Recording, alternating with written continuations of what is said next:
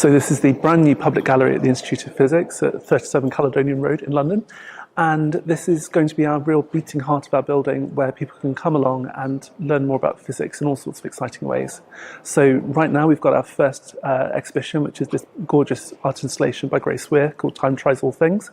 And later on in the year we're going to have all sorts of really other exciting exhibitions which will be looking at physics from all sorts of different perspectives. We'll be celebrating the 50th anniversary of the moon landing this summer, and later on this autumn we'll be exploring the secrets of nuclear physics through the medium of Lego, which is all very exciting. Very exciting.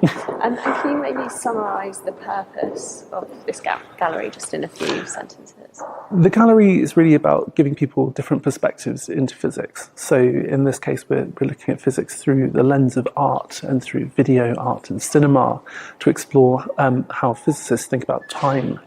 And this is all about the disconnect between how physicists view time and all of its intricacies and secrets, and the disconnect between our actual lived experience of time, how humans experience time from day to day. Amazing. And why do you think is it important having works like this displayed in galleries around London? Physics is part of culture, it's part of our society, it's everything we do is impacted by physics in some way, and giving people a chance to engage with physics and to really understand how physics does underpin their world makes them more empowered to live in our modern world. We need to understand things in order to consent to them, in order to live in an engaged way. So we want to give people that opportunity and to work with our audiences to really give them a chance to make physics part of their lives in a meaningful sort of way. Yeah, well, this really is sort of making it accessible for more people. And what was it that drew you in particular to Grace's work? And Grace's work is really, really exciting from all sorts of perspectives, but my own view is that she is a phenomenal filmmaker and has this incredible style. And she creates these beautiful works that you can just sit and lose yourself in for hours at a time. It's a really, really beautiful piece of filmmaking, but she also has a fabulous approach to dialogue with scientists, and it's all about the journey and about how we get there rather than the destination, which is something that really excited us when we came to commission Grace. She works with all sorts of different scientists throughout her career, but in her time at the physics department at the Trinity College Dublin, she worked with some really amazing physicists to produce some beautiful artworks, and we really wanted to see what she could achieve with the subject of time and working with her to create something for our beautiful new space. Yeah, well, what she's created is incredible, and you really can lose yourself in that. Absolutely. And why do you think the concept of time is important for the sort of everyday person to explore?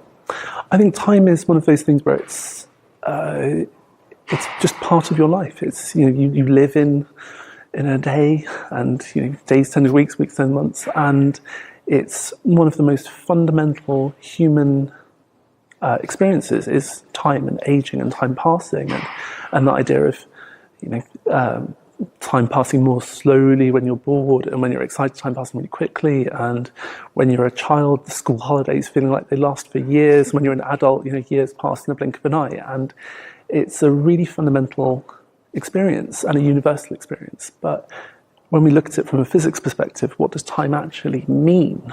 And everything has to happen within a space of time, and we look at physics explores time from all sorts of different perspectives. The most advanced space telescopes are essentially looking back in time. We're looking for these long distances. Light takes time to reach us. The sun, we don't actually see the sun as it is now. It's 8 minutes away, the speed of light. We're seeing the sun as it was 8 minutes ago. So it's all these different concepts of time that are really fundamental to physics as well, and it's exploring those from a human perspective and through a physics perspective that's something that's really exciting for us. Yeah, I think it's definitely something that can, for the everyday person, you can really sort of overlook that, and it's nice to sit down and actually completely analyse it from different perspectives. So it's a nice change. And what else can we expect to see in this gallery? So our gallery programme is really, really exciting. We've got a really vibrant programme for you coming up. We're looking at how we can celebrate the moon landing this summer. We'll be looking at the human stories connected with the moon, about how we've looked at the moon and what we think about it, but also what is the moon? It's this glowing lump of rock that we see in the sky, but what's going on in the middle, what's going on the outside, how did it get craters, why do we think it's made of cheese, all of these different stories, and try and work out what people's relationship is with the moon. But then later on we'll be working with the University of York. They'll be coming to us to an exhibition called Binding Blocks, which is we're going to be using Lego to look at nuclear physics, and we're looking at how the very stuff of our universe is made, and through Lego, and that's quite fun. So we'll be doing all sorts of weird and wonderful things in this space, and we hope that people will come along with us for the ride.